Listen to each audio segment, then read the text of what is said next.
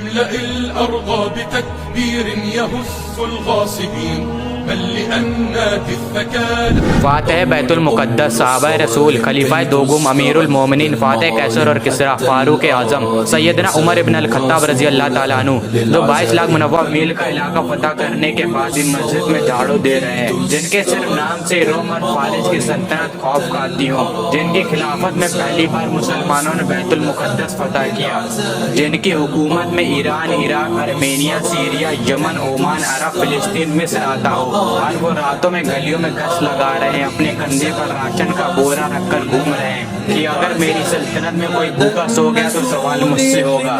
آج کی شاندار ویڈیو میں ہم لوگ حضرت عمر کے ہی بارے میں جانیں گے، ان کی تاریخ کو پڑھیں گے۔ کی طرح عرب کے جانے مانے جنگجو تھے۔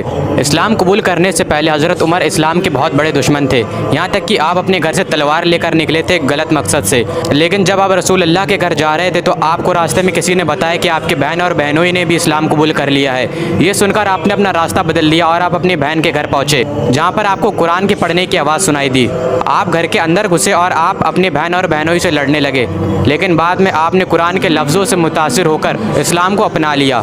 اللہ کی قدرت دیکھیے، جو عمر ابھی تلوار لے کر نکلے تھے اب وہ صحابی رسول بن گئے ہیں۔ حضرت عمر اسلام قبول کرنے کے بعد ہر ایک منافق اور کافر کے گھر پر گئے اور گیٹ کھٹکھٹایا۔ جیسے ہی سننا ہوتا تھا کہ عمر آیا ہے ویسی روح نکل جاتی تھی، سناٹا سا پھیل جاتا تھا۔ آپ کہتے تھے کہ میں نے اسلام قبول کر لیا ہے، آؤ اور تم بھی میرے ساتھ شامل ہو جاؤ۔ یہاں تک کہ آپ نے اعلان کروایا کہ اگر کسی کو اپنی بیوی کو بیوہ کرانا ہو، بچوں کو یتیم کروانا ہو، وہ عمر کے مقابلے میں آئے۔ کسی میں بھی اتنی ہمت نہ تھی کہ وہ آپ کا سامنا کرتا۔ حضرت عمر کے اسلام قبول کرنے سے پہلے مسلمان چھپ کر نماز پڑھا کرتے تھے، لیکن حضرت عمر کے اسلام قبول کرنے کے بعد مسلمانوں نے بے خوف ہو کر نماز پڑھنا شروع کر دیا۔ رسول اللہ صلی اللہ علیہ وسلم نے حضرت عمر کو فاروق کے لقب سے نوازا تھا، جس کا مطلب ہے سچ کو جھوٹ سے الگ کرنے والا۔ رسول اللہ نے فرمایا کہ اگر میرے بعد کوئی نبی ہوتا تو وہ عمر ہوتا۔ جس راستے سے عمر گزر جائے اس راستے سے شیطان گزر نہیں سکتا۔ اس دنیا کی تاریخ میں دوڑایا، اس دوڑ میں ایک عام آدمی کا گھوڑا ان کے بیٹے کے گھوڑے سے آگے نکل گیا تو عمرو بن العاص کے بیٹے کو غصہ آ گیا اور انہوں نے غصے میں اس عام آدمی کو مارنا شروع کر دیا۔ اس عام آدمی کے باپ نے حضرت عمر کے پاس آ کر فریاد لگائی۔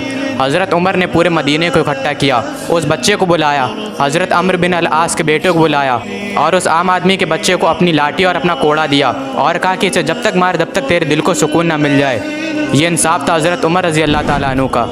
حضرت عمر کی خلافت کے دور میں مسلمانوں کو یمن سے مانے غنیمت میں کپڑے ملے تھے، اور جب حضرت عمر خطبہ دینے کے لیے مسجد میں آئے تو حضرت سلمان فارسی رضی اللہ تعالیٰ عنہ کھڑے ہوئے اور کہنے لگے کہ جو ہمیں مال غنیمت میں کپڑے ملے تھے اس سے کسی بھی مسلمان کا کرتا نہیں بنا ہے، اور آپ تو ویسے بھی اتنے لمبے ہیں تو آپ کا کرتا کیسے بن گیا؟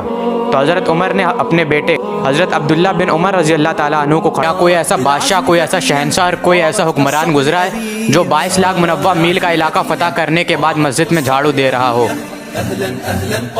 آپ کی خلافت کا یہ عالم تھا کہ آپ راتوں میں گلیوں میں گشت لگاتے تھے کہ اگر کسی کو کوئی ضرورت ہو وہ میں پوری کر دوں، اگر میری خلافت میں کوئی بھوکا سو گیا تو سوال مجھ سے ہوگا۔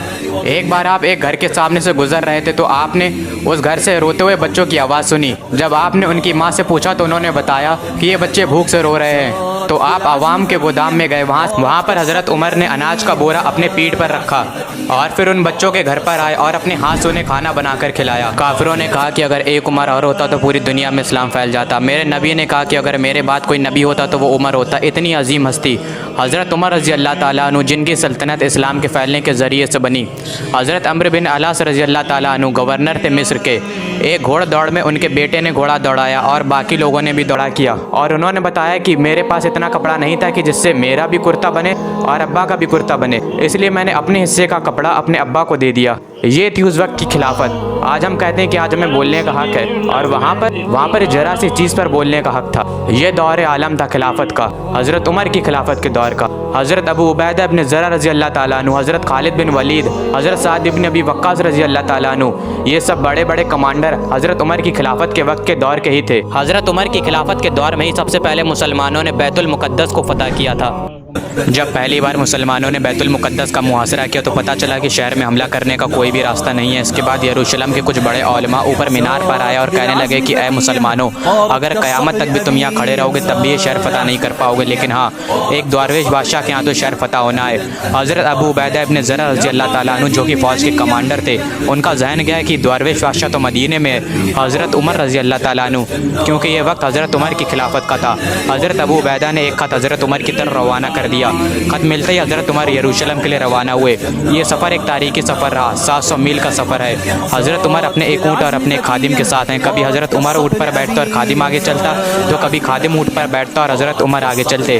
جب حضرت عمر یروشلم پہنچے تو خادم اونٹ پر بیٹھا ہوا تھا اور حضرت عمر اونٹ کے آگے چل رہے تھے، اور حضرت عمر کے کپڑے بھی کافی زیادہ پھٹے ہوئے تھے۔ لوگ سمجھ نہیں پا رہے تھے کہ خادم کون ہے اور امیر المومنین کون ہے۔ جب لوگوں کو پتہ چلا کہ اتنی بڑی سلطنت کا بادشاہ ایسی زندگی جیتا ہے تو یہ دیکھ کر یروشلم کی ایک بڑی آبادی ایمان لے آئی، اور بنا خون کا قطرہ بہائے مسلمانوں نے یروشلم کو فتح کر لیا۔ سال 70 عیسوی سے ہی یہودیوں کو یروشلم میں آنے کی اجازت نہیں تھی۔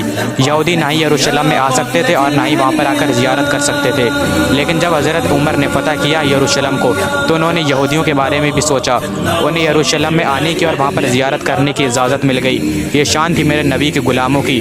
جب میرے نبی کے غلاموں کی یہ شان ہے تو پھر میرے نبی کی کیا شان ہوگی۔ حضرت عمر کی خلافت کے دور میں جو ساسانی سلطنت تھی، فارس کی سلطنت، وہ صرف 10 سالوں میں ختم ہو گئی۔ بہت فخر محسوس کرتے تھے۔ اس سلطنت کو ختم کر دیا گیا حضرت عمر کے ہاتھوں، اور اس سلطنت کے ایک جنرل نے اس طرح اپنا انتقام لیا۔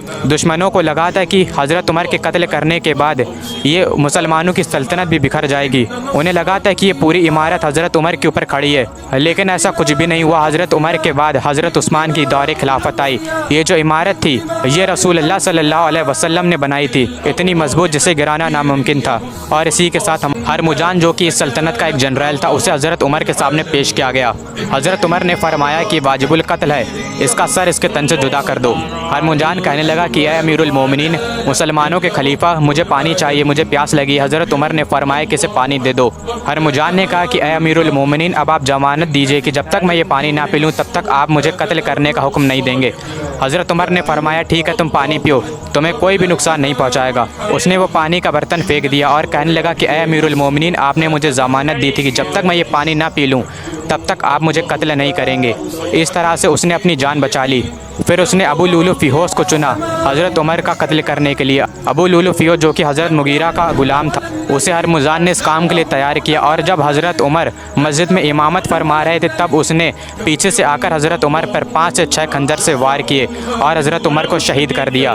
پتہ ہے ابو لولو فیہوس کو ایران میں کیا کہا گیا؟ حضرت ابو لولو فیہوس، ایرانی جو اپنی قوم پر